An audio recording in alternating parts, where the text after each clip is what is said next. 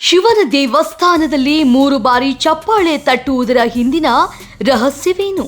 ಚಪ್ಪಾಳೆ ತಟ್ಟುವ ಸಂದರ್ಭಗಳು ಅನೇಕ.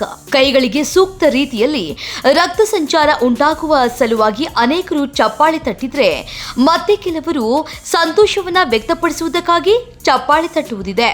ಇನ್ನು ಪೂಜೆಯ ಸಮಯದಲ್ಲಿ ಮತ್ತು ಆರತಿಯ ಸಮಯದಲ್ಲಿ ಅನೇಕ ಬಾರಿ ಚಪ್ಪಾಳೆ ತಟ್ಟುತ್ತಾರೆ. ಚಪ್ಪಾಳೆ ತಟ್ಟುವ ಮೂಲಕ ದೇವರನ್ನ ಮೆಚ್ಚಿಸುತ್ತೇವೆ. ಆದರೆ ಶಿವನ ದೇವಸ್ಥಾನದಲ್ಲಿ 3 ಬಾರಿ ಚಪ್ಪಾಳೆ ತಟ್ಟುವುದು ಯಾಕೆ ಗೊತ್ತಾ?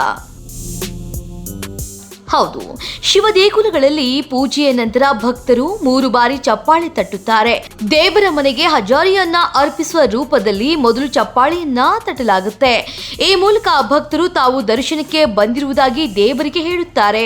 ಎರಡನೆಯ ಚಪ್ಪಾಳೆಯು ತಮ್ಮ ಮನೆಯ ಭಂಡಾರ ಸದಾ ತುಂಬಿರೋದಕ್ಕೆ ಪ್ರಾರ್ಥನೆಯನ್ನ ಮಾಡುವುದು ಮತ್ತು ಮೂರನೆಯ ಚಪ್ಪಾಳೆಯೊಂದಿಗೆ ಭಕ್ತರು ಶಿವನ ಪಾದದಲ್ಲಿ ಸ್ಥಾನ ನೀಡುವಂತೆ ಪ್ರಾರ್ಥಿಸುತ್ತಾರೆ. ಲಂಕಾದ ದೊರೆ ರಾವಣನು ಭೋಲೆನಾಥನನ್ನ ಪೂಜಿಸುವಾಗ 3 ಬಾರಿ ಚಪ್ಪಾಳೆ ತಟ್ಟಿದ್ದನೆಂದು ನಂಬಲಾಗಿದೆ. ಇದರಿಂದಾಗಿ ಅವನು ಅಂಥ ದೊಡ್ಡ ರಾಜ್ಯವನ್ನ ಪಡೆದನು. ಇವುಗಳಲ್ಲದೆ ಶ್ರೀರಾಮನು ಲಂಕೆಗೆ ಹೋಗೋದಿಕ್ಕೆ ಸಾಗರಕ್ಕೆ ಅಡ್ಡಲಾಗಿ ಸೇತುವೆಯನ್ನ ನಿರ್ಮಿಸಿದಾಗ 3 ಬಾರಿ ಚಪ್ಪಾಳೆಯನ್ನ ತಟ್ಟಿದನಂತೆ. ಇದರಿಂದಾಗಿ ಶ್ರೀರಾಮನ ಉದ್ದೇಶವು ಯಶಸ್ವಿಯಾಯಿತು ಮತ್ತು ತಾಯಿ ಸೀತೆಯನ್ನ ಸುರಕ್ಷಿತವಾಗಿ ಅಯೋಧ್ಯೆಗೆ ಕರೆತರಲು ಸಾಧ್ಯವಾಯಿತು ಎಂಬುದು ಪುರಾಣಗಳಿಂದ ತಿಳಿಯುವ ವಿಚಾರ. ನೀವು ಸಹ ಭೋಲೆನಾಥನ ಭಕ್ತರಾಗಿದ್ದರೆ ಪೂರ್ಣ ವಿಧಿವಿಧಾನಗಳೊಂದಿಗೆ ಪೂಜಿಸುವಾಗ 3 ಬಾರಿ ಚಪ್ಪಾಳೆ ತಟ್ಟಬೇಕು.